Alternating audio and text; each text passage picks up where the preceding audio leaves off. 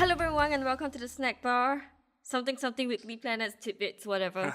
My name is Jerry and today we have Hi, I'm Jedd. yeah.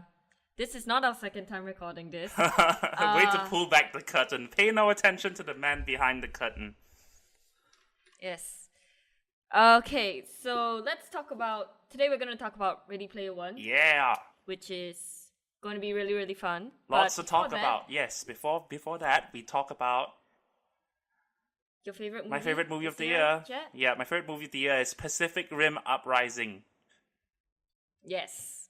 And yeah, I'm sorry. That kind of sums it up. Sorry you had to watch that. No, it's okay because the thing is, I wasn't going into this wanting to hate it. Not at all. But I guess we could all tell from the trailers where this was going to go.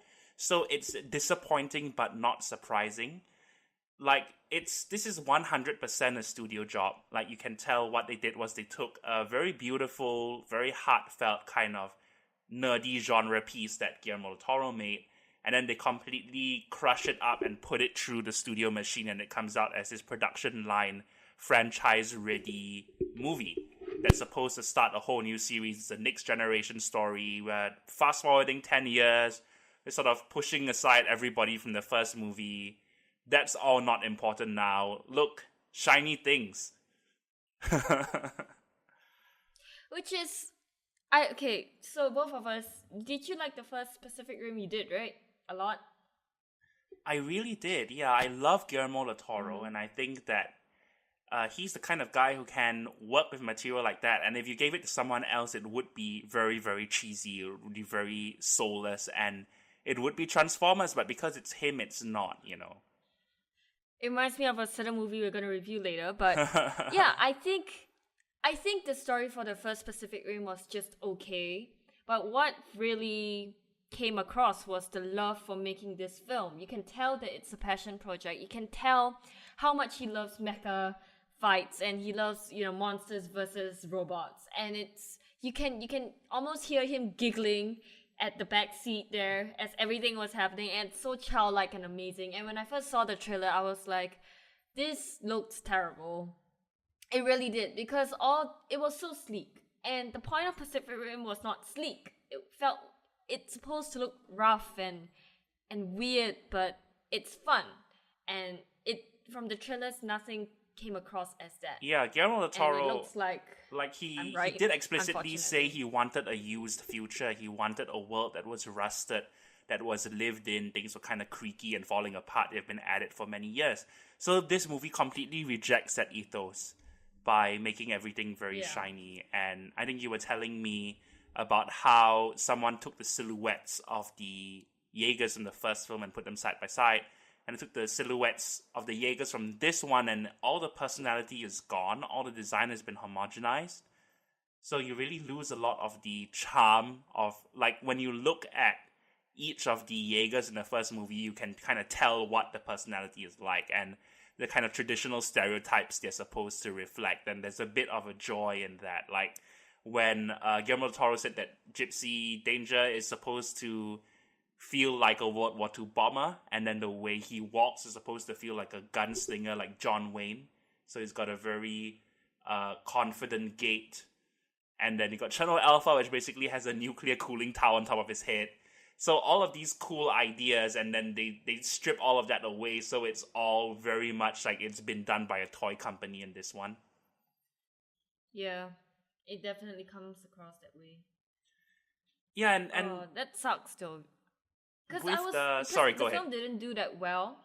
Yeah, the film didn't do that well. The first movie didn't do that well, and it was up to China to save it. So when I heard we were getting a sequel, I was so excited because I wanted that childlike wonder again that the first film delivered. And then I found out, Guillermo isn't coming back, and it really does come across as a little bit too. They don't understand what made the first Pacific Rim good. Yeah, that's very, very true. And there's no rule that says that just because it's fun, it's bad. I'm not saying that at all. I'm saying that there's a way for this to be done while staying true to what we loved about the first movie. And Yeah, the feeling of a next generation story because of that structure, there are times when it feels very direct to DVD. There are times when it feels like we're making a sequel, but we didn't have the cast of the first one, so you just ran those whom we found, and that's sad because John Boyega is not a rando. He's fun, he's very likable, but he just doesn't come off as a badass at all. And for him to be sort of the replacement of Idris Elba is such a disappointment. It just doesn't work. Yeah. And he goes through the whole movie saying, "I'm not my father, not my father." It's like, yes, we know, and we don't like it either. Yeah, and then you got Scott Eastwood being Scott Eastwood. It's he has wood in his name, which is accurate. It's just standing there like a plank. And Kaylee Spaney, the girl who's the main female character, like, her character is so whiny the way it's written. And I could tell they were trying to do Rey. They were trying to do what if Rey from Star Wars piloted BB-8, because she has a homemade Jaeger that can roll up into a ball and is supposed to be very cute. So it's like, okay, what if we put Rey in the cockpit of BB-8? But I don't know whether it's her acting or whether it's just the writing, but it's such an unlikable character. And like the relationship that she has with John Boyega's character, where he's supposed to be like the mentor and guide to her, I think it doesn't work because while he's older than her, they're still young. So it's supposed to have a bit of an older brother, younger sister thing, but it never really gets there, especially since he already has a sister who just does not show up very much. And it's such a shame that there's so little Rinko Kikuchi in this movie, there's so little Mako. They just were very adamant on not having any Mako in there at all. She's only there to set up the new heroes, and then she leaves. She's just like, okay, you guys handle it from here. And yeah, it would have been great to have seen her in the cockpit, in the con-pod with Jake, with her brother, and a brother and sister like piloting the thing, but that doesn't happen. So what's one good thing you'd say this film has? It's paced very well. It's super fast. Okay. It doesn't feel like 2 hours. Okay. It's very entertaining. And I think that if you come into this without having any attachment to the first movie, it's reasonably fun. If you don't know anything about the first movie, if you don't know anything about Mako and Riley and anyone else, it's like, okay, this is just a silly, big live-action cartoon, stupid jokes, kind of corny, let's go with it. So it's not offensively bad in any way. It's just that they're kind of things which, especially if you are attached to the first movie, if you are going into this knowing this is Pacific Rim 2, that will make you very sad. But if you did not know what Guillermo del Toro's intent was, so that's, like, I mean, it's been compared very, very often to Independence Day Resurgence. And it feels a lot like that. It's like, oh, this is the next generation. And the problem is that I think if Independence Day Resurgence, that came 20 years after the first movie. So conceivably, it could be a next generation story. But this movie comes 5 years after Pacific Rim. It's too fast to do a next generation story. Yeah. You're kind of like asking the audience to forget about all the other characters in the first one and get invested in these new guys who are, for the most part, not very interesting.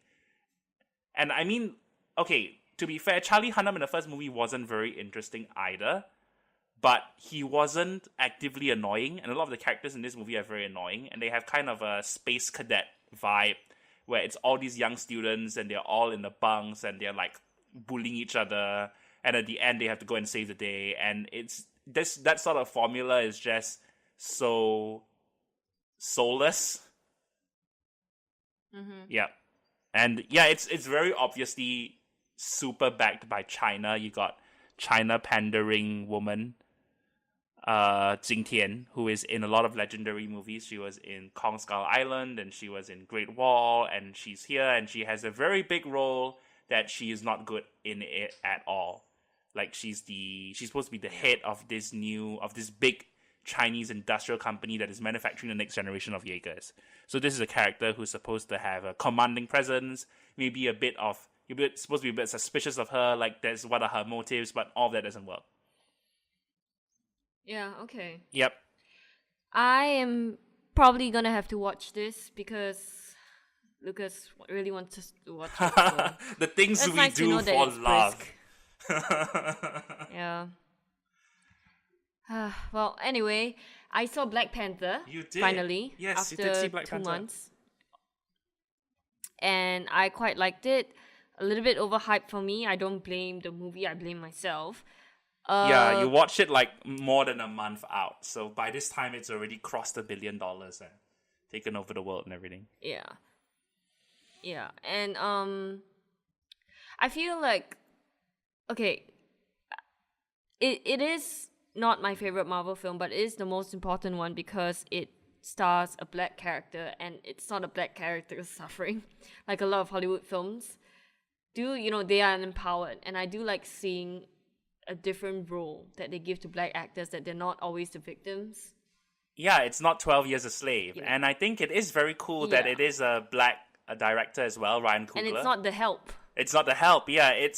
And here's why I think that this movie kind of stands out from the rest of the Marvel movies. Like, even if you're not gonna say that it's the best one, that's okay. But I think the novelty factor is really the world of Wakanda and the world that is built. This is a corner of the MCU that we haven't really been to before.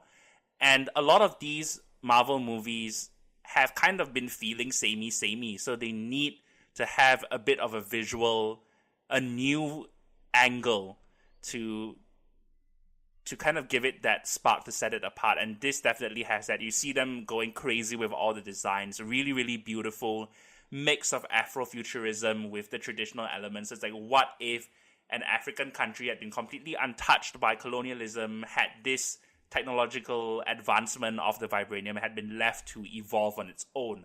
What would that look like? So realizing that and imagining that is something which we haven't seen before. So on that level, that's really cool. Just that alone. And that also brings to the downside of the film, which is I am a fan of T'Challa, but I don't think that he's the most interesting thing about this movie, which is kind of not a good thing when your hero isn't the most interesting thing. Because I think a lot of this whole supporting cast, I feel overshadows him a lot. Like, I love Shuri. Shuri's awesome. I love Nakia. Yeah, what I love about this movie... Sorry, you go on. And, well, I don't love him, but I do really like Killmonger, even though I think it's kind of disturbing how people say that he's not wrong, even though he is, because massive genocide is wrong. Yeah, so... No matter what side you're on. Yeah, the thing about Killmonger is that he has, I think, kind of a sympathetic backstory, and you can see where he's coming from while you know he's wrong. You can see, like, okay, I know why. Yeah, I sort of compared it to Caesar and Koba in the Apes movies, where Caesar's relationship with human beings is informed by how he was treated very kindly by James Franco. But Koba has been, like, abused his whole life. So they definitely have different attitudes. And so you see that that Killmonger, he has had a very rough childhood compared to T'Challa, who has had a very safe kind of childhood within the palace walls. So I really like this description of the movie of being Shakespeare meets James Bond. That's such a cool, like, X meets Y thing, especially to do in the MCU. And yeah, this movie has so many distinct female characters. Like, normally there's just one woman. And in this one, you got four distinct female characters. You got Nakia, you got Okoye, you got Shuri, and you got his mom, Ramonda. And they all have different roles to play in the film. And they all have things that set them apart. And I actually really, really love Lupita Nyong'o in this movie. I like that she wasn't 100% badass. Like, she was tough, but she was also very warm and very sweet. Like, they let Okoye, they let Dana Gurira be the 100% badass. So there was more than one woman taking that role of like the main female character. I really like that. So yeah, I like this movie a lot. For me, I don't know if it's my favorite MCU movie ever, but I think it's good. Which is if it's not your favorite, it's not like it's a bad No, thing not that at it's all, not because your favorite, they're there's like so many good ones out there. And there are 19 of these. It's hard to choose, man. There are 19, like, most of them are really good. And the ones that are not really good are still above average. There's never been an awful, like... Well, Thor is not that great. Okay, I like the first Thor. because of the Kenneth Branagh'ness. I don't like the second and the first one. Okay, yeah, I mean, Incredible Hulk's not a great movie. We like to forget that exists. Unfortunately, Does that count? Was that Disney? It wasn't. It was. It counts because at the end, Robert Downey Jr. shows up, and then they took that character, the Thunderbolt Ross character, and they put him in Civil War? Yes, that's right. Sorry, I even forgot what he was showing up, but that kind of like officializes this Incredible Hulk. Yeah, and okay, what else is it with yeah, I think that some people complain that there isn't enough action. Did you find that there wasn't enough action? Yes, I did, because I felt like I didn't see a lot of Black Panther as I thought I would. Of him in the suit. Yeah, of him in the suit. Yeah.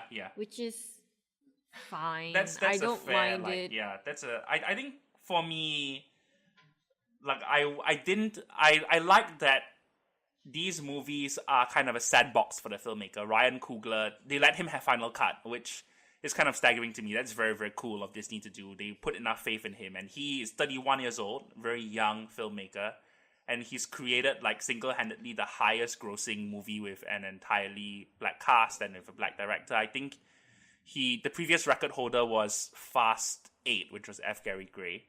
That was a Thank God. Sorry. I'm so happy this beat that. Fast 8. And like for me, it's really fun to see how black audiences around the world, especially in the US, have responded to this, how it's resonated with them. Yes. And representation is an important thing. And I think that you can do representation without it feeling like tokenism, without it feeling like we put in a guy who is a different ethnicity or a girl who's a different ethnicity or someone who's LGBT just for the sake of it, you know?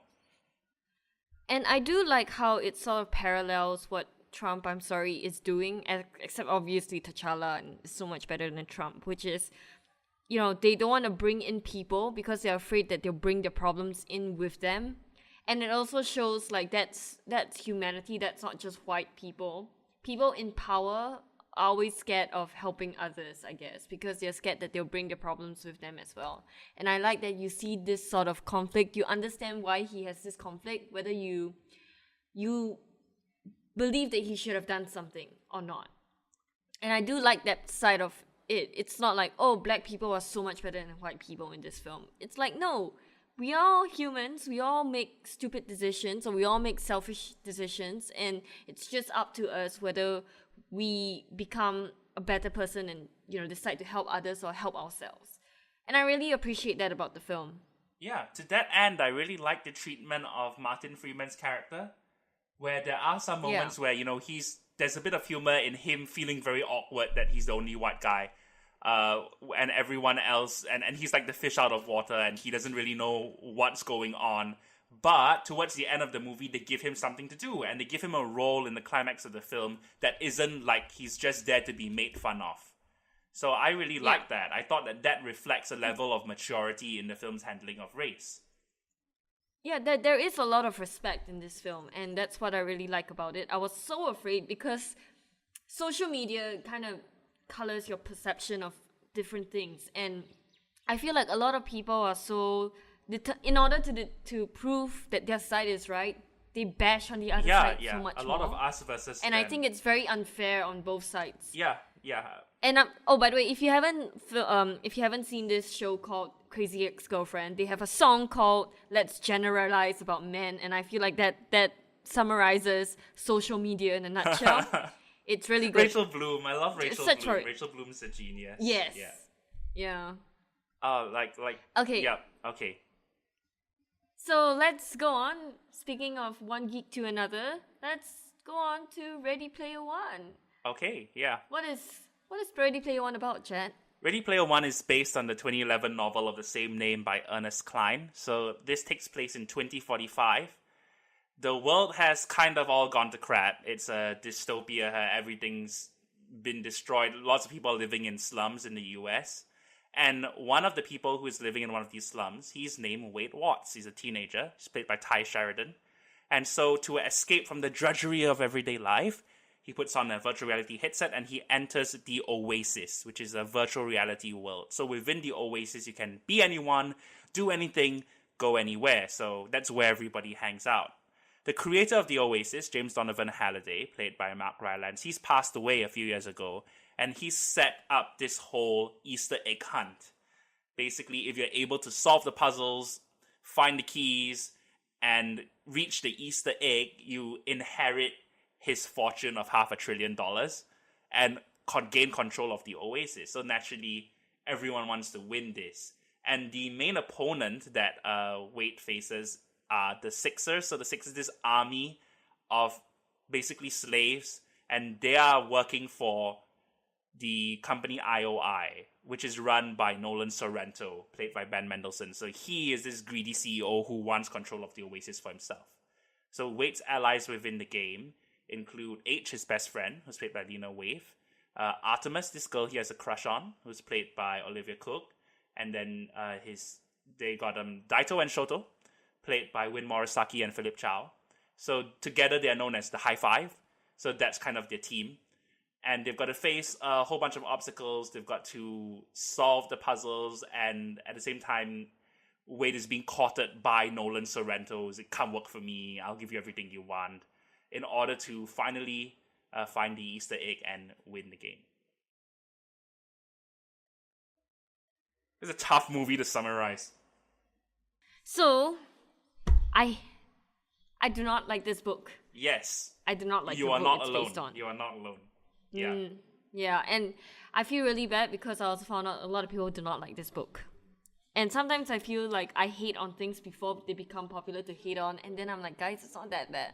It happened for Twilight, it happened for Frozen, and now it's happening for Ready Player One. But I know I control the universe, so I'm gonna say, guys, please stop hating on the book. But I really love this film. I am happy you do. It's so fun. Yep. And the character arcs are so whatever. You know, who cares about the character arcs in this? The story is very, straightforward. Yeah, it's a YA chosen one story. You've seen those? You've seen those once or twice. I think one of the reasons why I hated the book was the main character Wade, right? That's his name. Yeah, Wade. He's so full of it. Like, he thinks he's everything just because he understands pop culture, and he's like, oh, child, these noobs, they're so lame. They don't know that. I can't think of any pop culture. No, he's very mansplainy. Yeah, and like kind of and he spent one whole chapter. He spent one whole chapter talking about how he masturbated, which is oh boy, who cares? Yeah, so yeah, and that's the thing, right? The thing about adapting this is when people were saying that they really didn't like the book, I was saying maybe the movie will be better because it's a visual medium. It's visual. Yeah, because you don't have to be inside the character's head the whole time. It's not his point of view necessarily. And what makes this work is Steven Spielberg. Steven Spielberg makes this work because he is so good at visual storytelling. He's so good at world building, and he's so good at making movies that are fun. I dearly miss fun Spielberg whenever I watch something like The Post or Lincoln. Very good movies, or War Horse or Munich. I'm like, this is a master, but I want to see him doing stuff that I remember from my childhood, stuff like Jurassic Park, like E.T., like Close Encounters. And this is amazing if you take into account the fact that this is a 71-year-old man making a movie about video games, and it's not like awkward and silly and out of touch. I think that's very, very cool. I think he's a guy who is always in contact with that inner child, and the inner child factor really benefits this movie. Like, to approach it in this way with the exuberance and the energy is like, yeah, I love this, and I love this, and I love this, let's go. That is very infectious and pulls the audience onto the side of the filmmaker. I feel like we're going to be all over the place for this film because we're probably tiptoeing around spoilers because it's a very easy movie to spoil. And all the fun comes from the spoilers. Yeah, all the specific pop culture things. Okay, so I'm just gonna... Like, I think in general, like, what works about this movie is the vibe, I think. It's very energetic, it's very exuberant.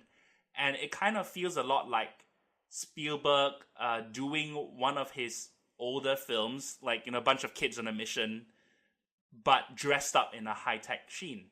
So the whole thing is filmed with motion capture on a volume, and the sheer energy of the action sequences. There's a car chase towards the front of the movie that is unlike anything I've ever seen before.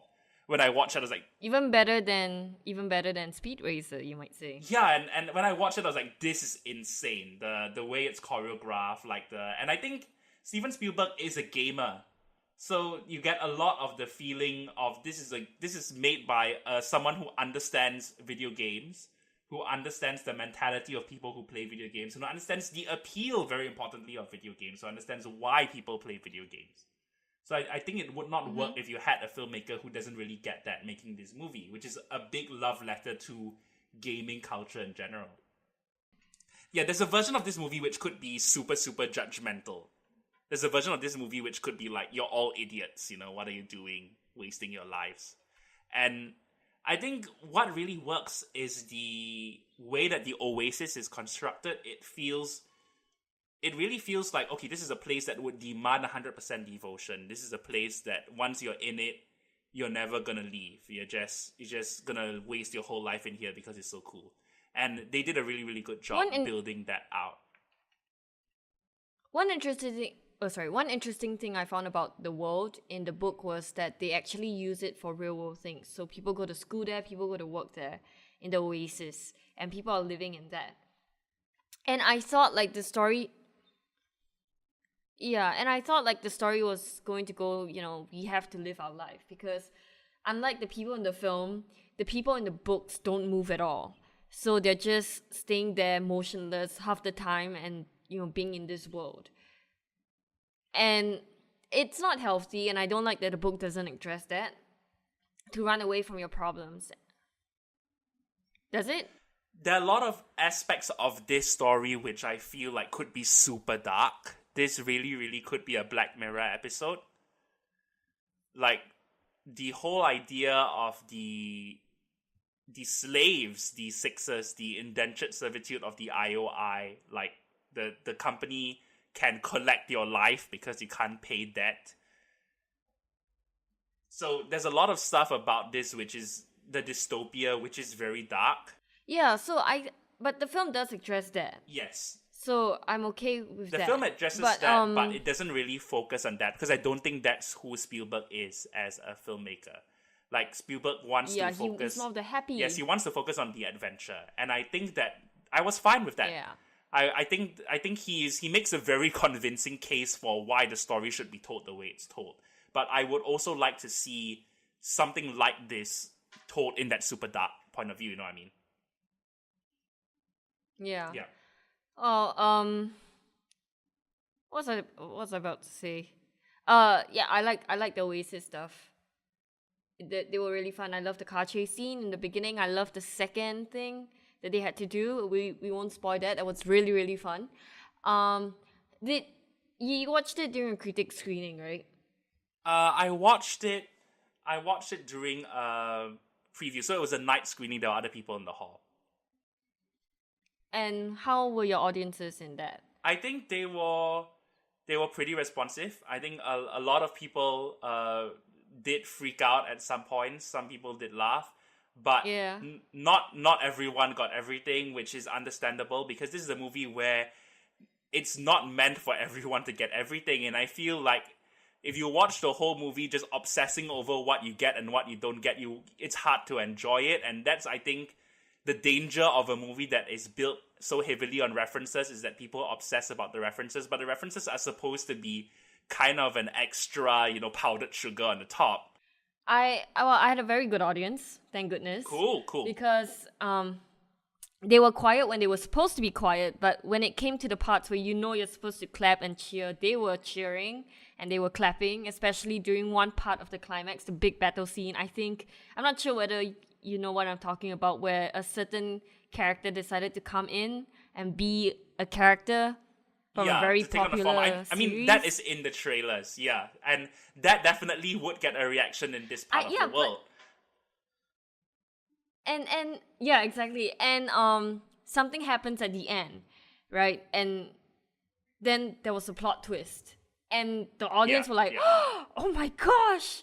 Like Yeah. it's so cool because I was almost thinking of going Go class with this, but I thought, but this is Ready Player One. This is all about the references, and I think that this is an audience movie, and this really is an audience movie because this is about watching with people who love pop culture, and just I think everyone was so into the film. There was so much laughing. There was so much, well, not cheering, but there was so much like giggling and just like, oh my gosh, and it's so fun. It's such a fun movie, and I love how, despite how fun it is, there's still so much heart in this film, and the heart to me comes from Mark Rylance' character.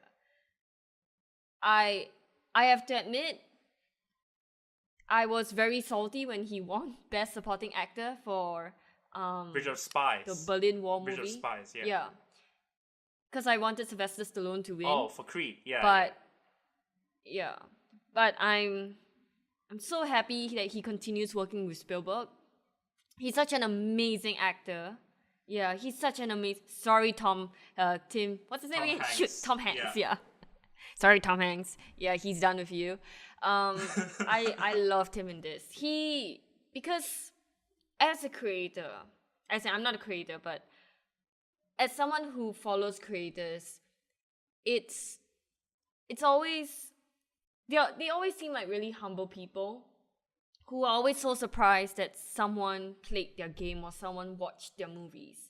Yeah. And I think that I don't know. I know I'm overthinking this, but when Mark Rylance said something to Wade at one point of the film, I thought it was Steven Spielberg telling us, thank you. Yeah. For appreciating my work. It was so beautiful to me because this whole thing is about pop culture. It's all about loving something that's not real, but it means so much to you. Yes, yeah. And yeah, it's so good.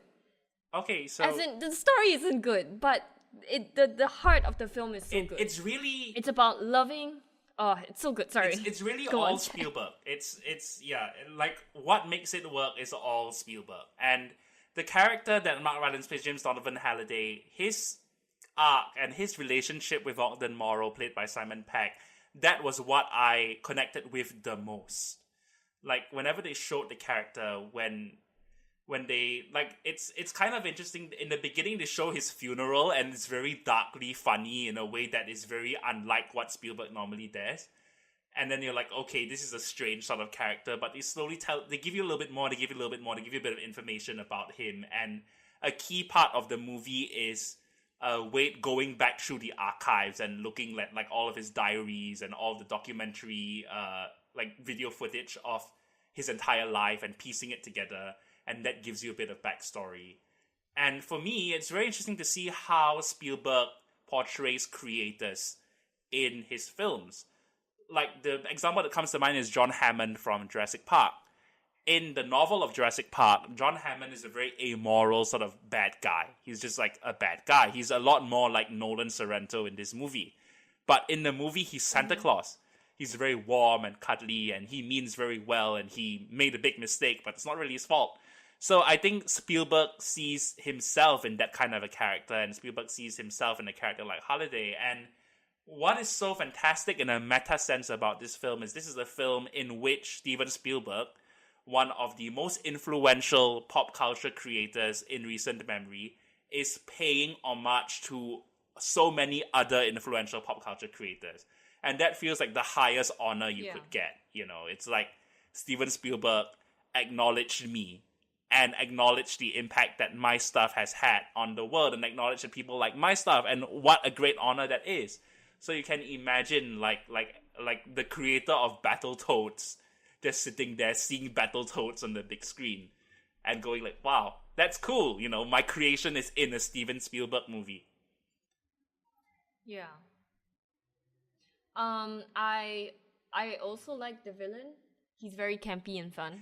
Yeah, this is totally a Ben Mendelsohn type. Like, his niche in Hollywood is middle management supervillain.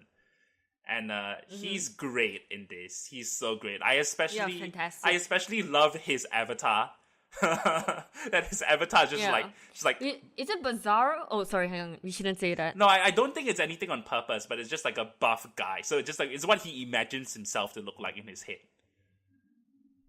Mm-hmm. So it's and like the character, there's a great scene where you sort of see that, oh, you know, he's a fake geek. He needs people to back him up on things, and he doesn't really know what he's talking about, but he wants to come across as a real geek. And I feel that that's like, this is a character which is a very common villain type, the corporate greedy like CEO.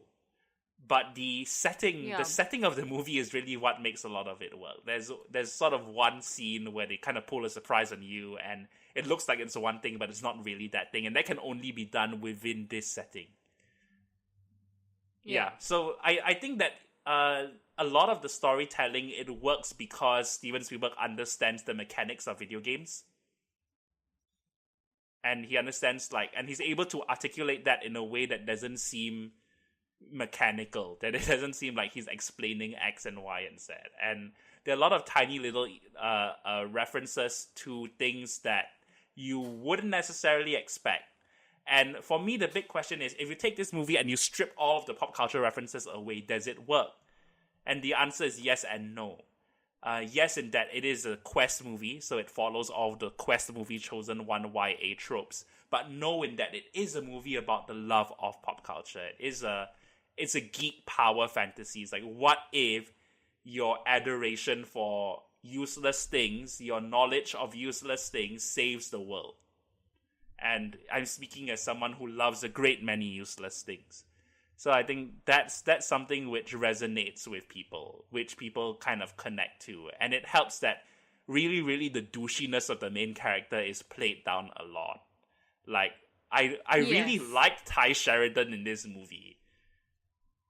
Me too. I liked him because he felt dopey. He felt kind of awkward and silly. And it's like, he's trying to be cool, but he's not really cool. And that's cute, you know, rather than he thinks he's all that. Yeah, he's a dog. Yeah, I love basically. it. I love it. I think that's the way to do this.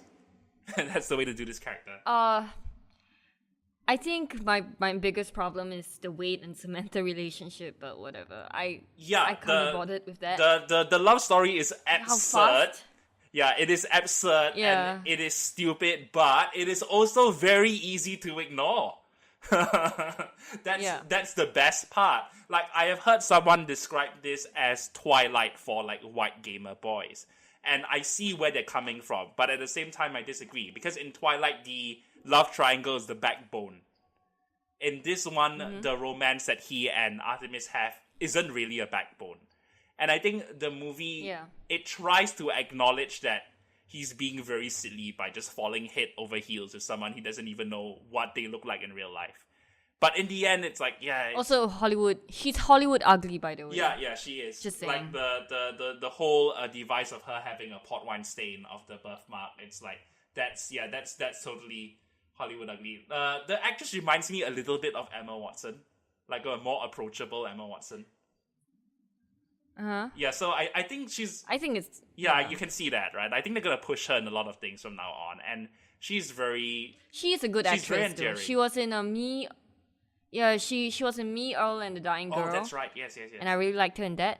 Yeah. Yeah, and that's like... the one of the complaints is that there isn't a lot of character development for the supporting characters.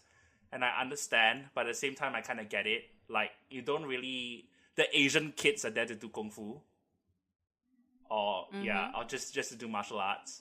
But at the same time, like, I get it. A movie like this, there's so much going on. You can't really develop the supporting characters.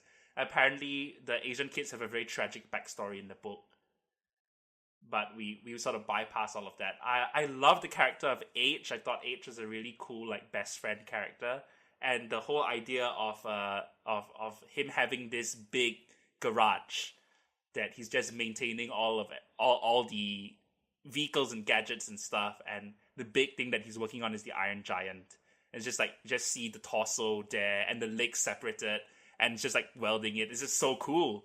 So yeah, it's like people are gonna write this off as being a compilation of pop culture references, which is what the book was, from my understanding of it, having not read it.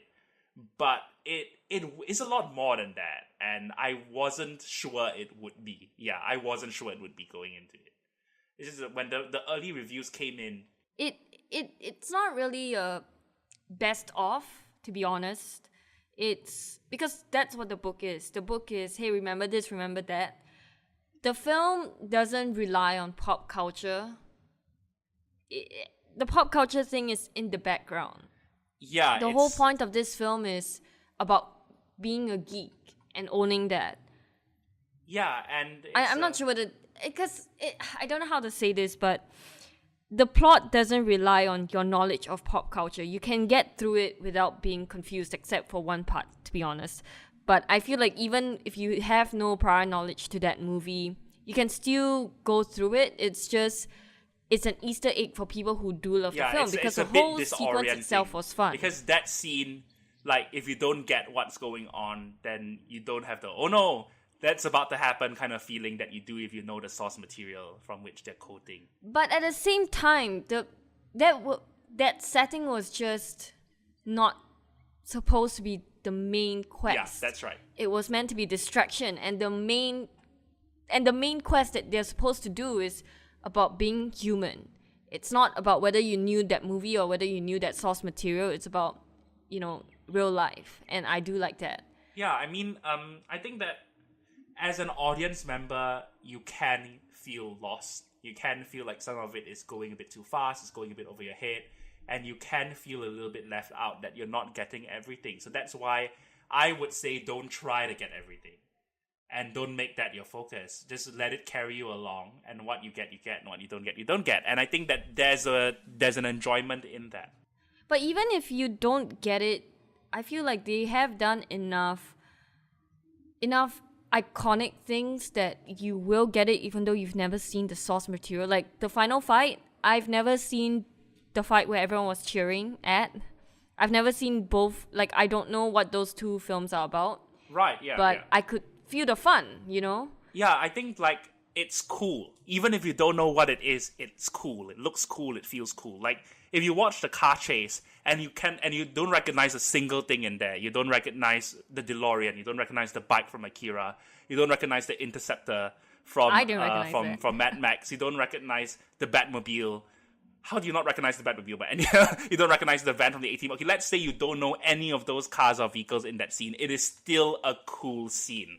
It is still a really, really cool car you're just chase. like, it's a car and they're racing across and there's a big giant... And all there's a big giant ape. The obstacles and the environments and, like, the track flying up and things like that. That's just all very, very cool. And, yeah, there's so many balances to strike with this movie. This movie could have been a complete disaster. If you have someone who doesn't know what they're doing handling this movie, it could have been awful. They could have fallen in their face so much. So it really takes a master of the craft to make it work, and there is nobody who can do that as well as Spielberg. So I'm very, very happy that he got this, that he did what he did with it, and I'm happy that you liked it as someone who does not like the source material. I think this is one of those rare cases where the movie general consensus will be that it's better than the book. Mm-hmm. Okay, let's just go on to spoilers. Speaking as someone who... yeah. Yeah. So anyway, spoilers I think we for Ready spoiled Player most One, of the movie. of which there are a lot. Hey, Jedd. No, hang on, Jedd. Yeah. You killed my mother's sister. Why did you do that, man? Why did they put that line in, by the way? What a weird line. You killed my mother's sister. You mean aunt? Okay, fine, whatever. Yeah. Also, favorite line in the film. It's fucking Chucky. Yeah, it's freaking amazing. Yeah. There's a great, great use of the one F-bomb. Okay, what is your single favorite pop culture reference in this thing? What is your single favorite pop culture reference in this thing? What was the moment that made you the most happy? Okay, it's gonna be so lame, but it's also so obvious, but I don't care. It's Terminator 2, and I think the Iron Giant was going down the lava, and he did that thumbs up. That's mine too. I loved it so much. Yeah, that's my favorite Yes, moment. I think I was Yeah. the only. I think me and this other guy at the back were the only ones that recognized That it made me so happy. because both of us just started going like, "Whoa, what the hell?" once Yeah, it the was really Iron fun. Giant hit the lava, I was hoping and hoping and hoping they'd do the thumbs up. I was like, please do the thumbs up, please. And then they did it. And I was so happy. And what is very interesting is that both of those movies do have the similarity of a self-sacrificial robot. And both of those movies have the very Yeah. Spielbergian element of a boy and his ex, a boy and his friend. You know, and the friend in both cases is a killer robot who doesn't necessarily want to kill. So, yeah, I know some people criticize the movie for portraying the Iron Giant as violent. But he's a skin, you know, he's like a vehicle that someone else is controlling. So I don't think it's meant to necessarily reflect the characteristics of that character. Yeah, I mean, like, I'm sure Hello Kitty was beating up someone during the final fight, right? Like, that doesn't represent Yeah. Hello Kitty at all, but you know. And what did I like? I liked Arkham Knight getting so many close-ups. It's like full frame Arkham Knight. I was like, this is cool. I only saw him once when he was going out that place. What's it called? The archive place. Yeah. There's like a couple Yeah, that was of the only time I saw him. And then like Harley Quinn Oh, in okay. the booth as well. Yeah, I guess Yeah. what is very cool also is, okay, there's a moment in the car chase where they drive past the cinema and the cinema marquee says Arnold Schwarzenegger in Jack Slater 3.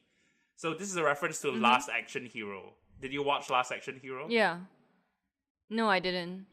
Yeah, it's this kind of it's a little bit like this movie, in fact, where it's very reference heavy and it's kind of a self-parody parody of the itself? genre.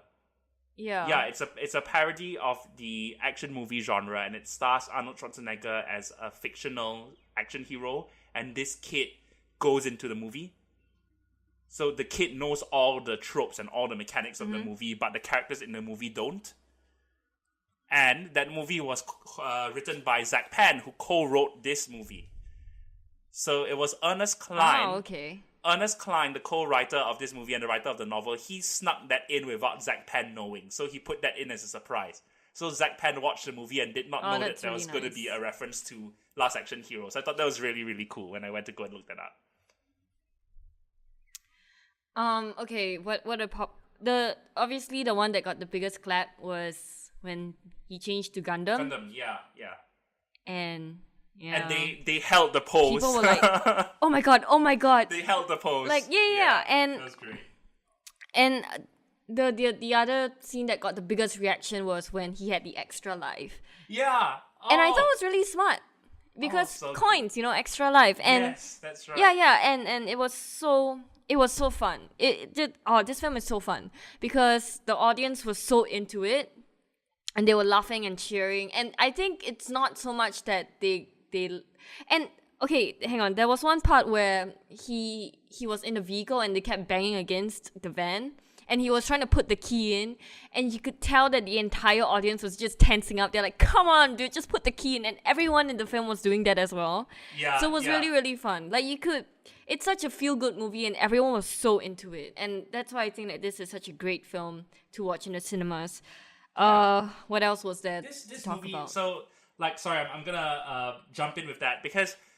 Yeah, this movie makes a very, very good case for watching films in the cinema, for experiencing it with other people. And I think that's something which is kind of dying out. And you see someone like Spielberg, whose generation is a cinema generation. You see him being very resistant towards platforms like Netflix. Like, he made this statement recently where he said that Netflix movies should be up for Emmys and not Oscars. So that statement sort of got him a lot of criticism. Okay, why does he make that statement? He made the statement because he came from TV. When he was very young, he directed TV, and he looked at that as a stepping stone to movies. So from his generation, TV is always you go TV first and then you do movies. It wasn't what it is now. Which is wrong. Yeah, so that reflects where he came from. So I don't blame him for making that statement, but I don't agree with that statement. I think that it's natural for someone who works in these big budget cinema blockbusters to feel threatened by the accessibility of a blockbuster in everyone's living room. And there are some things about the Netflix model which I don't necessarily like, but I hope people still go to the cinema and still watch movies like this. Yeah.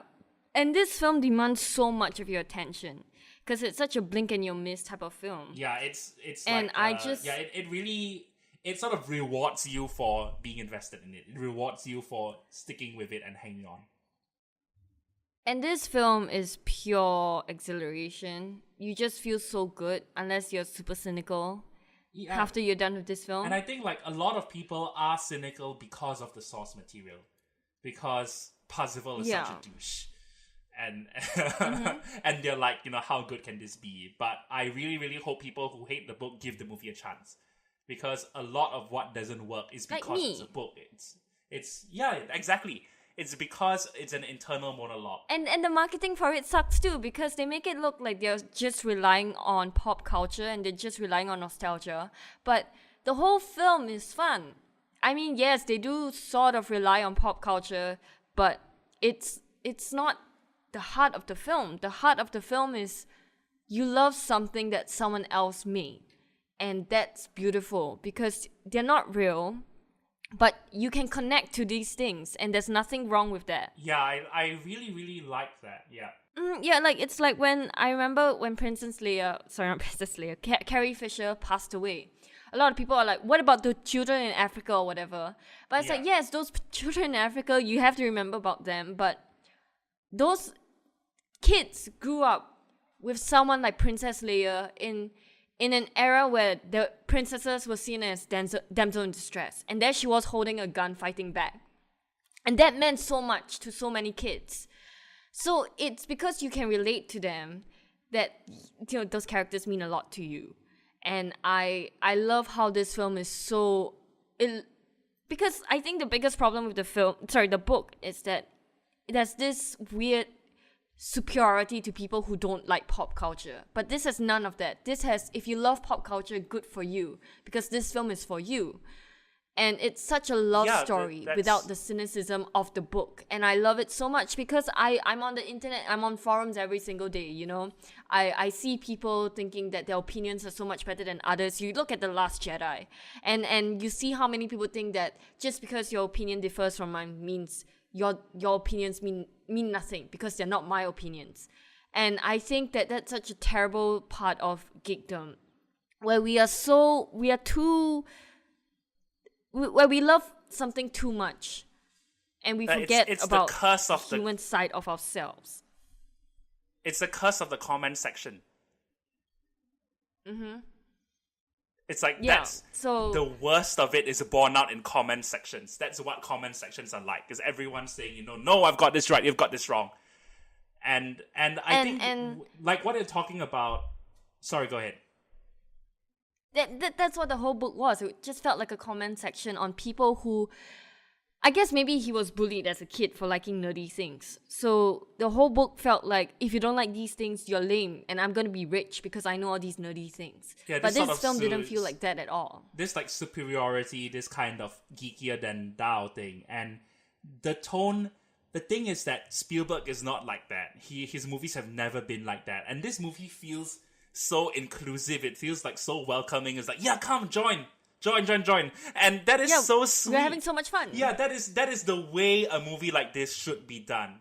And it's really, really emotional because I think what you were talking about with the passing of Carrie Fisher, there are so many, many people who say such and such a movie got me through a difficult time. Like I lost a parent and this movie sort of helped me process that and get through the grief. Or I had depression and I listened to this, comedy podcast every day and it helped me kind of get through it.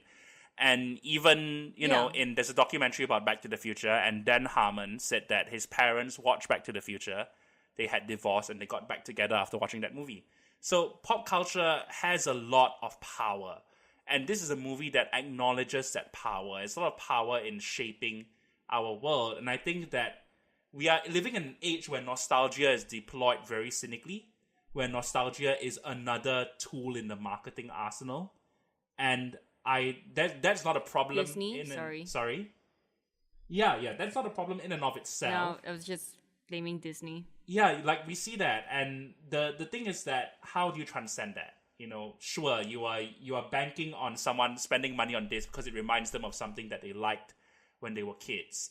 But how do you tap into something more than that? And this movie does that. This movie taps into something more than that. So I think like it's kind of held back by the structure, by the chosen one YA plot, by the romance. It's held back by all of those things. All of those things you can't really change that. But what you can change is... But the problem... But I think the reason why it's so simple, like those stories are so whatever, it's because that's not the main point. They just want it to be simple and easy to follow, and that's exactly what we got. And now they can focus on something more interesting, like how the world looks and how the world building. That's what they chose to focus on, and what they focused on was great. And everything else was just stereotype, which is fine because that just makes it easy to follow and it's not overcomplicated at all. Like it's kind of the backbone on which it's built. Now, I think like what is a valid criticism, I think, is that, the shininess of the world and the way all of it works, that is kind of a distraction from the mechanics of the plot. Like it's trying to hope you don't look too closely because then you can see what plugs into where. But I don't blame it because this sort of archetypical storytelling, it's very much like Star Wars as well. Star Wars is the monomyth, the chosen one. He's the farm boy, and then he goes on his adventure, and he comes into his destiny, and he discovers he's the savior of the galaxy. So they're kind of doing that with this movie. And I love that type of trope so much. Yeah, the basis is he saves the world because he loves pop culture, and it's like kind of endearing and sweet and cute, and it can be done in a way that's really, really douchey, but it's not. And there's one scene which I really like where he is panicking about what to wear for his date. And then he decides on the outfit from Bakaru Banzai. And then H says, don't be that guy. Then he says, but I am that guy. And I was like, yeah, I am that guy too. So I really, it's like, I'm a bit of a goof. I'm a dog, I'm gonna wear it because I like it. It's probably gonna make me look uncool to the girl. And then the girl ends up liking it. It's like, yeah, Bakaru Banzai. So I thought that was really, really sweet. And if it makes you feel any better, Jedd, there are girls out there that do really love it when a guy owns his geekiness. I'm just saying. Thank you. Yeah, one of these days I'll run into someone like that. And the other thing is like with the Bakaru Banzai thing, what's funny is Ernest Cline kind of got his start writing a fan fiction sequel to the Bakaru Banzai movie. Because at the end of the Bakaru Banzai movie, they have a thing saying the sequel will be called Bakaru Banzai Against the World Crime League, but the movie was a box office failure, so it did not earn enough money to be able to get that sequel. So Ernest Cline, like as a teenager, as a fan, wrote his own sequel. So to me, like that's really, really amazing. That's how you started out, and then 20 years later, you got that in a Spielberg movie. So I'm sure a lot of it does stem from being bullied as a kid. I think a lot of geeks can relate to that. And so now it's like, I'll lord it over you. I'm better than you. But I'm so happy that is not the attitude of this movie at all. That Spielberg kind of overrides that attitude and he applies the Spielbergness over that. And to be fair, Ernest Cline did write this screenplay, right? So I guess he co-wrote it with Zach Penn. Yeah. I don't know how it worked. Okay, yeah. So do you want to talk about The Shining? Okay, yes. Let's talk about The Shining. I'd admit, I haven't seen the film in a really long time. So there was one part where she turned into a zombie and I was like thinking, did that happen in the film? Yeah. I don't remember that happening in the film. I had that same moment as well. Yeah, and here's the interesting thing about like The Shining is it's very, very out of place in this movie because it's not what you would think is a geek property. But it makes a lot of sense when you remember that Steven Spielberg directed AI, Artificial Intelligence, which was a movie Stanley Kubrick was supposed to direct. So he had a personal relationship and a friendship with Stanley Kubrick. So this is a way of honoring Stanley Kubrick by putting that into the movie. And that was so, so cool. When they walk in at this Overlook Hotel and they walk down the stairs and it's like square inch for square inch, the set from that movie. That was insane. And in the book, if I'm not wrong, it's supposed to be War Games, the 80s movie War Games. So The Shining takes the place I was of wondering, War like, Games. the twins, were they like, how did they do the twins? Were they the same, or did they get another two different actors to do it? I think the twins were CGI. Okay, yeah. Wow, it was scary. And okay, when I forgot what the room number was, the one with the naked lady inside, when 237. when Act closed. Yeah, 237. When Act closed the door and then it showed 237, everyone in the theater went, "Oh my god." It was so cool. So one person freaked out? No, everyone freaked out. They were like, "Oh shit!" Everyone freaked out. Like you could hear people swearing. Oh, nice. Yeah, everyone freaked out. It was so good. That's cool. Obviously, there were some people that were like, "What's cool. going on in 237?" Yeah. Yeah, I think like the sequence is a gamble because the rest of the movie is aimed at teenagers. Yeah. That's why it's a bit of a gamble. And teenagers like maybe have not seen The Shining. No, but they took a lot of... Sorry. We are like talking over each other right now. No, it's okay. I'll just edit it. Anyway, I think what makes this great is The Shining is so iconic. So you remember the twins, you remember the blood. Maybe you don't recognize the naked lady, but whatever. You recognize the hacking in the wall, and then I think people recognize and the maze, Frozen Jack. The Frozen Jack thing. So that took place because in that the maze. became a meme. And I think there is enough imagery from that movie that makes it recognizable. Yeah. So you don't have to understand what happened in the context of that film, but you do remember all these images from that film. Yeah, and I like that. I like that was where you learn a lot more about Holloway as well, like what his biggest fear was, and it was kissing ghosts. Oh yeah, it was so sad. It's so sad. Yeah, and he used The Shining as a distraction, but that wasn't his biggest fear. His biggest fear was something so human, which is having feelings for someone but being afraid to act on it. And this is what I meant by this film is so it's all about pop culture, but there's a human side to it that I felt the book didn't have. Mm-hmm. Yeah, what made me really sad was seeing the photo in the photo that is at the end of The Shining, and in the photo is Halliday and that girl. So that's like, that's the in The Shining, the photo, the theory is that, okay, the photo is kind of like a trophy. These are the souls that the hotel has collected. So at the very end, you see Jack in the photo. Yeah. So it's kind of like, okay, he's been absorbed in the hotel. So it's like, okay, it's like, if the Overlook Hotel is a metaphor for the Oasis, then it's like Halliday has been absorbed into the Oasis, which he kind of has as Anorak. And then you have, so his like fantasy is that he ended up there with this woman, that's for all eternity. And I thought that was really, really sad. Like, looking into the sort of meta aspect of it. And it's a very interesting way to go, like, Overlook Hotel as a parallel to the Oasis. I think what would be really, really cool is a horror movie with this premise, a horror movie with a virtual reality game.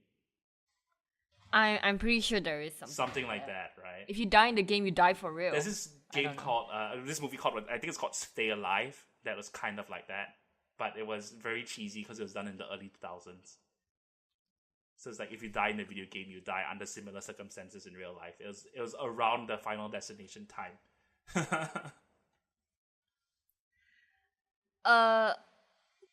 Okay, what else is there to talk? There's a lot to talk about this film, but oh yeah, by the way, I love the comedy that happened.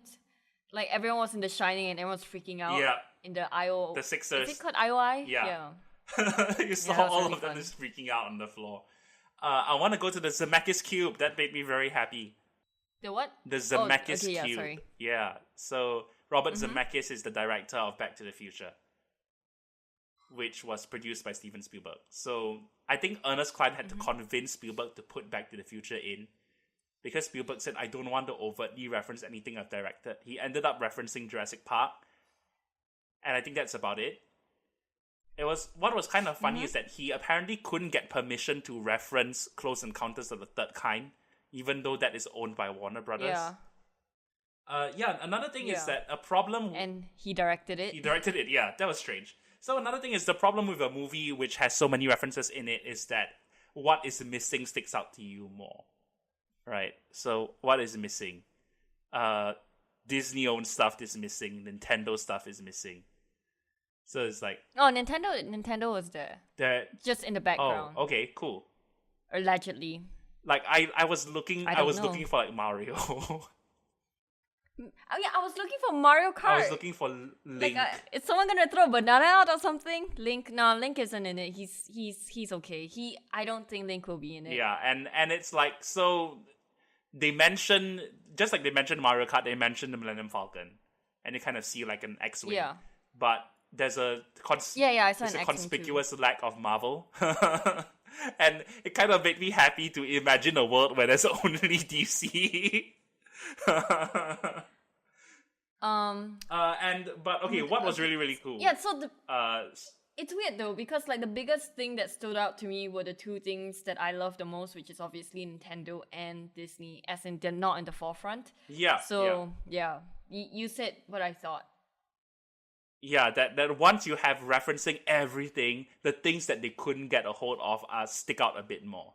So that kind of kills the illusion a bit. It's like, if such a world like this existed, for sure there'd be people in there in Star Wars skins and Marvel skins and like Nintendo's other characters. But the Firefly ship made me so happy. You just saw the Serenity like bear down on them. And it's like, oh, that's so cool. So yeah, there are little moments of that and where then it's out like, came the can you Gundam. imagine being Joss Whedon? Yes, of course. And like Gundam versus Mechagodzilla, it is like, okay, that's Yes. just like flat out awesome. That is incredible. I mean, during that scene, I was like, am I watching a Hollywood film right now? Like, this is two iconic Japanese characters in a Hollywood film fighting each other. I blew my mind. I want to know what like Hideo Kojima thinks of this movie. He probably loved. I think he probably exploded. Yeah, and then I think someone he fixed him exploded. back up. I think like they had to wipe pieces Yeah. of him off of the office wall. No, it's so cool because Poor this guy. movie has a very high giant grin factor. Like when you're watching a movie and Yeah. you catch yourself having a giant grin on your face, this movie has a very high giant grin like quotient.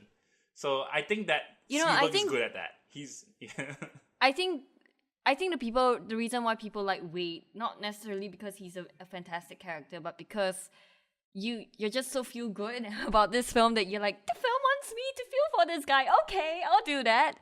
You know, so it's really, really fun. It's very persuasive because the movie's energy is very likable. Like Yeah, not and, necessarily the the part individual where characters. The part where he did a Hadouken, that was really yeah.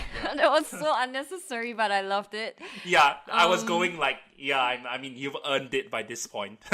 Movie, you earned it. Yeah, It's like, okay. it's so this film is so cheesy, but it's so game. Like, I mean, no pun intended, but it is so game. And everyone is in it is so game. Even Ben Mendelsohn, he's so funny as the villain. He's menacing, but he's also really, really, really fun. I love that scene And I where love the part- he's threatening him and he has the guys in his ear doing research for him. Because Yeah. he's a fake geek. I love it. Yeah. And I love the part where he thought that he was in. Oh, hang on. I love that his password is called Bossman69. Oh yeah, But, because he's such like a sleazy like corporate type. And he knows what 69 is, which I'm quite surprised that he does. I love the part where they hacked into his pod thing, and then he took out his pod. He took out his I don't know, the VR thing. Yeah. And then he turned back and had that weird comedic beat to it. I loved it. And he's so funny. Amazing. Like the timing for this film is so good. Yeah. The comedic timing for this film is so good. Did you like And the worst part about this film. Yes. Sorry? No, did you like I-Rock, the bounty hunter character voiced by TJ Miller? Yes. Is that wrong to say that I do? No, it's okay. He's funny. Like, I like TJ Miller. TJ Miller has been... He can be a bit too much. He can be a bit too much sometimes, but I think that he was in this film enough where he wasn't annoying. Yeah, but he's been completely cut out of the publicity because he has just sabotaged himself all over the place. Yeah. So like I didn't know he was in this. they had him on stage at Comic-Con, and then after that there's just no more TJ Miller promoting this movie. I thought it was a funny, like it was kind of funny to have this very menacing Boba Fett type be an idiot. And I also like that. I think most people know what TJ Miller sounds like because he's been in so many geeky things as well. So once he's in the Ultimate Geek Show, which is what's that show called? Silicon Valley. Silicon Valley. Yeah. So I think once you hear his voice, you're like, oh, that's kind of. I like that you know who he is. Yeah. And it takes you out of the film. Yes. But it's fun because it's the incongruity of that voice coming out of that like scary skull figure, and him like complaining about his neck, and it was not bad. Like some of the lines were a little bit forced, but they didn't overdo it. Mm-hmm. And it's like a lot of this works, and a lot of it shouldn't work. A lot of it should completely fall apart and explode. But it doesn't. And really, Spielberg, like, I can't say enough how important it is that Spielberg did this movie, and how much of it working is owed to just him being that good of a filmmaker. Is there anything else you want to... I think, like, whatever, the love stories, who cares? And I did like the high five. I like the little boy. He's very cute. Oh, yeah, Philip Zhao. I like the Japanese kid. Yeah. He's fun. He's very good looking, but he doesn't feel like kind of a J-pop or K-pop stereotype. And I think he is a K-pop guy. He is, right? But he doesn't have that kind of an energy. So I like that, where it wasn't like very vain a performance. I don't think I have anything else. Okay, I want to talk a little bit about Alan Silvestri. Oh, as in the score? Okay. Yeah, he's one of my favorite composers, and when they said John Williams can't do this because he's doing the post, we have Alan Silvestri like, yeah! And it is so cool because he is the composer of Back to the Future. So I think a lot of the music in this movie is kind of an homage to Back to the Future. The vibe of it, and the heroic theme, and the energy, as well. It's a fun score.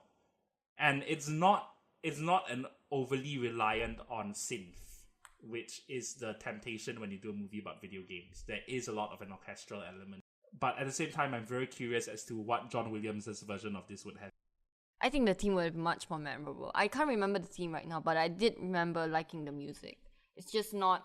I guess, they probably need to beat me over the head like they do with the Avengers theme. Yeah. Then I'll remember it. I can't say that it's super memorable, but it worked. Like, the vibe worked. Yeah. And it felt, in many places, like he was imitating John Williams, but at the same time, he wasn't slavishly, like, trying to pretend to be John Williams. So, I liked that. And Back to the Future has an amazing theme, so he's done it once, he can do it again. I was so happy when he threw the Zemeckis cube and it triggered the Back to the Future theme.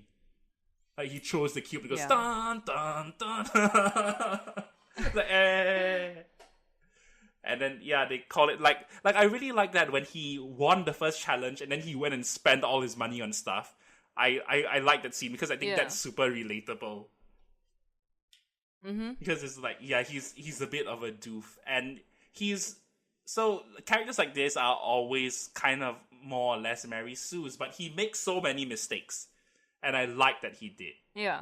I like that he was enough of an idiot to tell her his real name. And then because of that, they could find him and kill his aunt. Yeah. Yeah. So, like... And I like that he didn't really care for that. Like, he just kind of reacted to it, but after that, I think he was just in shock. Yeah.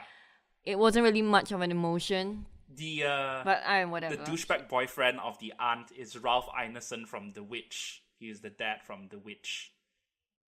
Oh, okay, I didn't know that. Wow. He was also in this movie what a great actor. Called Hurricane Heist. Oh no. Yeah, I saw the trailer was really badly put together. It's so funny, but it's like totally not worth it. Geostorm is more fun. And I also saw... Wow.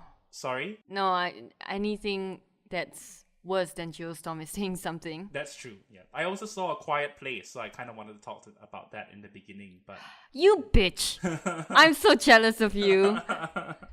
John Krasinski? You saw him? How is it? It's good, right? It's a good movie. It's a really, really good movie. Like, if you went back in time 10 years ago and you told people, dude, Jim from The Office is going to direct one of the best horror movies ever, people are like, I don't believe you. And also, the other half of Key and Peele, what am I talking about?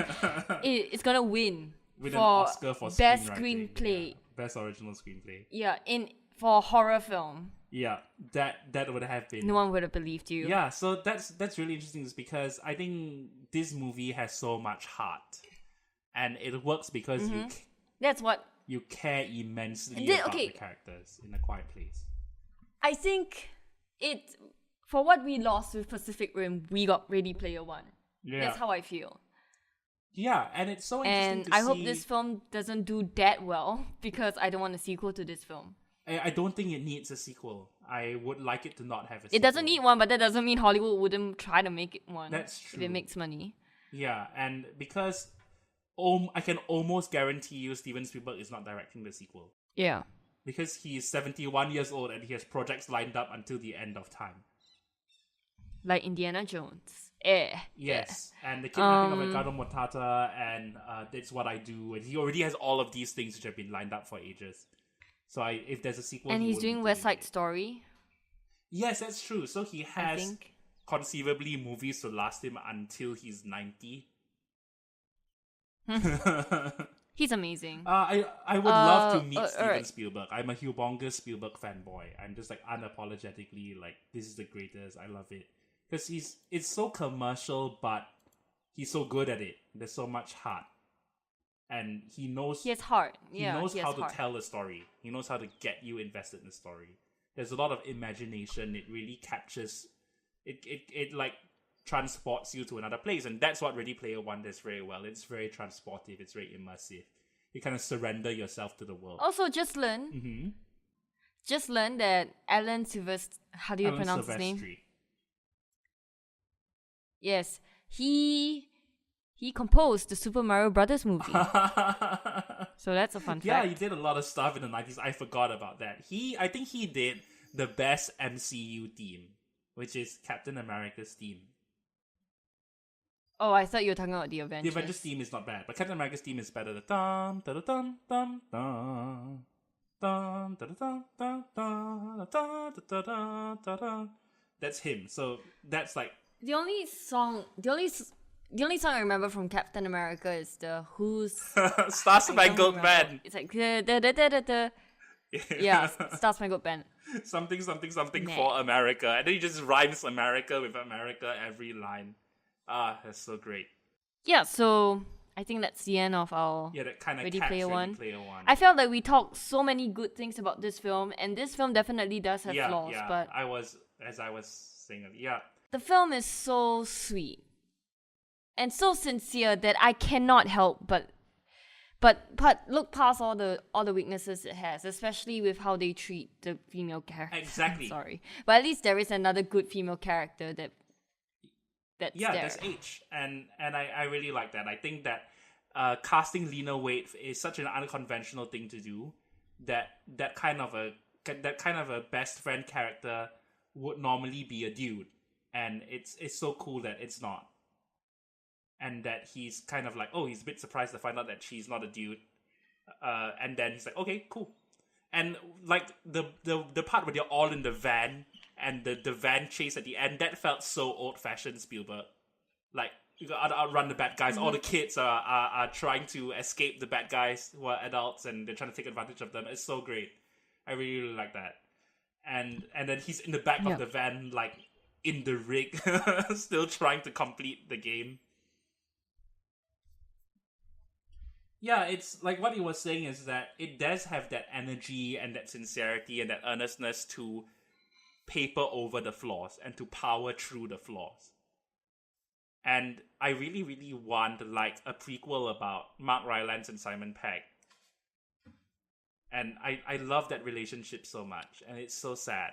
And I think they should just have a short film Yeah. of it. Also, by the way, I love Simon So Pegg good. He's playing so an American with a British accent. Yes, he's so good in this. He's so good. I love the Steve Jobs and Steve Wozniak thing, but as a character, Halliday is a lot sweeter than Steve Jobs.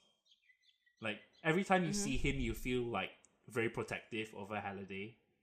And towards the end, when they had that scene where he's in his old living room with Wade and gives him the egg, and you see like baby Halliday there, and that was like, oh, it's so sweet. And this is the part where people say, oh, Spielberg is very saccharine and very melodramatic, but that works so well.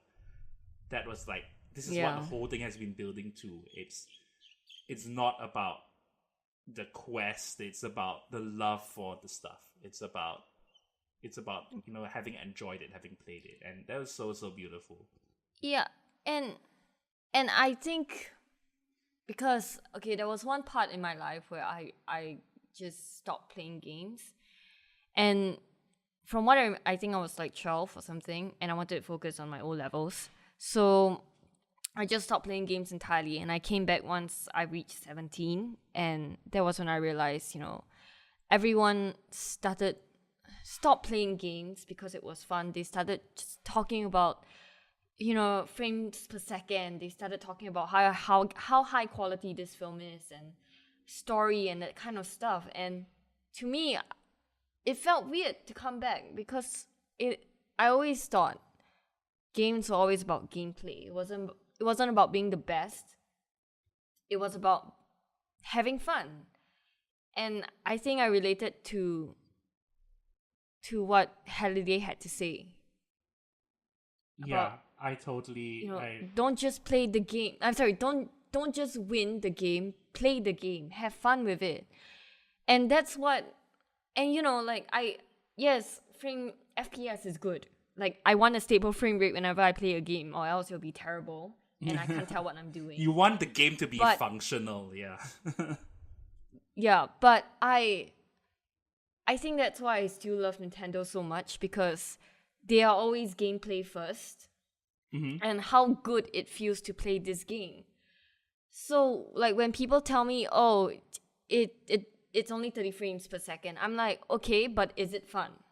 And if it's fun, then yes, it is absolutely worth my time. Like, yes, I know the Nintendo Switch is extremely underpowered, but the games are so good, and I'm having so much fun. Like, last week, I think we were playing Four Swords. I played with Kian, you know her, and oh, cool. We were just laughing so much, and I was laughing so much that I started crying because that's what games are, right? Like, totally, you're supposed to have fun while playing them. And and it was a co-op game, and at the end of the game, someone wins, and I think I lost like 6 times out of the 7. I won once, and that didn't matter to me. I didn't want to be the best because I was having such a great time. And I think there's so many games out there that are just, the skin is amazing to look at, the lighting is amazing, but the gameplay is okay. It's there, but it's not amazing, and I'm not having that much fun with it. And you look at last year's Game of the Year, the graphics were fine. Like, it wasn't HD. It was HD, but it wasn't like Horizon Zero Dawn kind of graphics where everything looked so realistic and what was the Game beautiful. of the Year last year? But you know what it was. I don't want to say it. It was Breath of the Wild.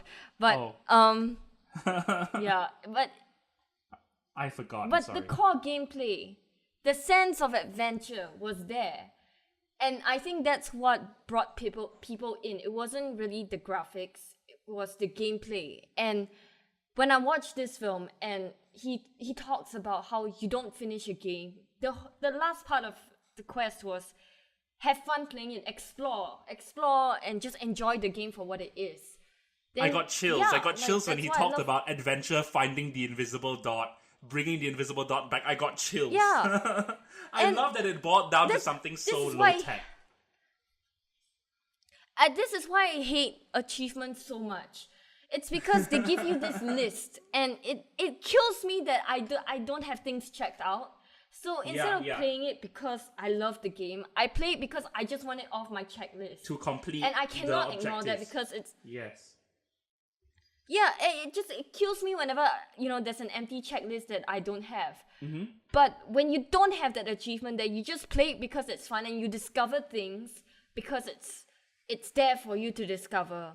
It's beautiful and it's amazing, and that's why I love video games so much. And it just sucks that like nowadays gamers are so mean and so competitive, and I guess they were always competitive, but I never noticed that without internet. Yeah. But they're just so mean, and I don't like that there's this weird superiority with geekdom now. If you don't know anything, like if you didn't start from the very beginning, you're not a fan. Like I think that's bullshit. Yeah. I've seen all I've seen all 8 Star Wars films. I'm not a fan of Star Wars at all. But I know of a friend who's only seen the prequels when she was, I think, 17, and then she started watching all of Star Wars. She's a huge fan of Star Wars, and I don't deny that, because it's not where you start, it's how much you love. It's how much you love that thing and how much it means to you. And okay, it may mean less to you than someone else, but that doesn't make your love any less relevant. Yeah, and I don't know whether I said this right. No, you did. I really, really enjoyed hearing your perspective, especially since you're so much more of a gamer than I am. And I think that does go back to what I like about this movie, which is the feeling of inclusivity, the feeling of everyone being welcome, everyone can join in. And I think that's so good-hearted, and it really isn't borne out in the current gaming culture very much. So geekdom sucks nowadays. So it's good that we have a film like this. Yeah, that sort of plays up the positivity of it, of the power and the benefit of having a love for pop culture. And so right now, is this movie in the same folder in your brain as something like Wreck-It Ralph and Scott Pilgrim? Is it up there? No. Not close. But it is in the same realm as Pacific Rim. Okay, cool. Yeah. And this is what we're talking. I love it, but it's not, the story is just not there for me.